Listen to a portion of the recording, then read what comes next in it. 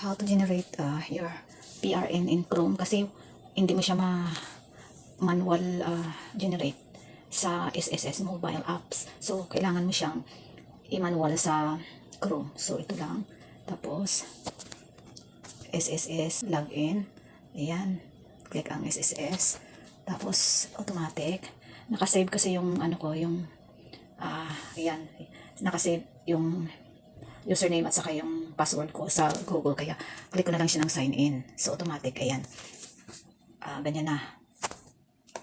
Click ko lang siya. Yan yung madali. Although, hindi siya safe pag may hacker. Pero, automatic logout naman eh. So, ayan. Pagkatapos niyan, click mo yung PRN. Wait. Hindi ganyan. Contribution. Click mo yung contribution. Tapos, generate PRN. Ayan, generate PRN. Ay, nag-automatic logout. Okay. Ayan, ulit. Login ulit. Close. So, generate PRN. Generate PRN tayo. Punta ka sa generate PRN. Contribution. Ay, generate PRN.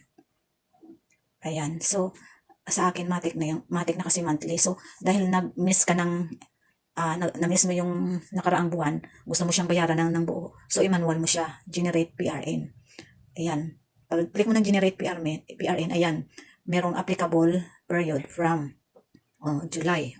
Click mo siya July. Click mo na yung July. Okay, yan. Tapos, done. Tapos, from yan. So, to. Dahil hanggang, May pala. May mo siya babayaran. So, May, ganyan. Tapos, done. So, from May to July. So, click mo July to 2024. Done. So, ganyan dapat ang lalabas niyan. From 5/2024 to 7/2024, May 2024, July 2024. So, total amount dahil 3 buwan, 560 times 3. So, 1,680. 0. Okay.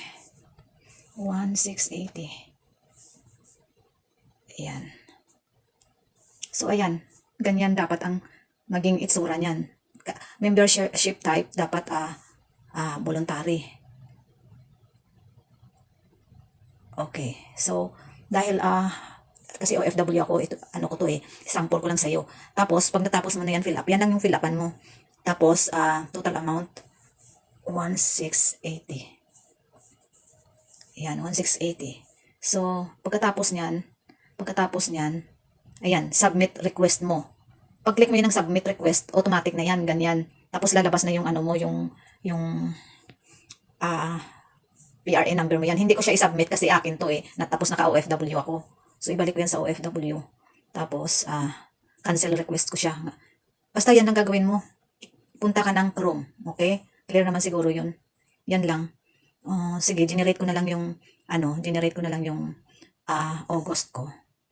Para July, August.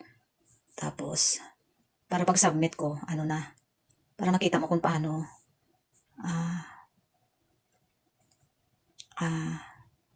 August, to August.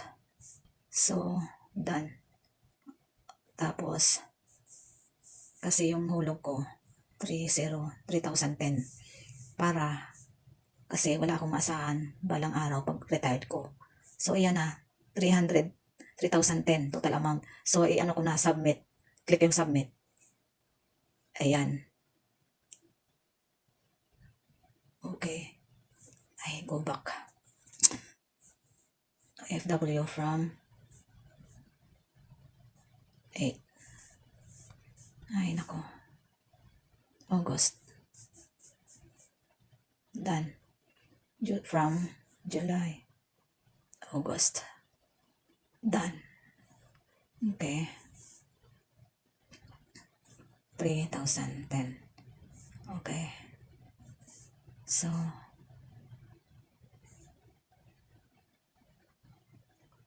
okay. 3,010. Ayan pa pala. anuhan mo ng contribution. Ang sa'yo, lagyan mo dyan 560. Ang ilagay mo sa contribution, 560. Tapos yung total amount, dahil 3 months sa babayaran mo, 1,680. Okay? Submit request. Okay. Ayan. Ayan na. Lumabas na. So, yan na yung PRN ko sa August.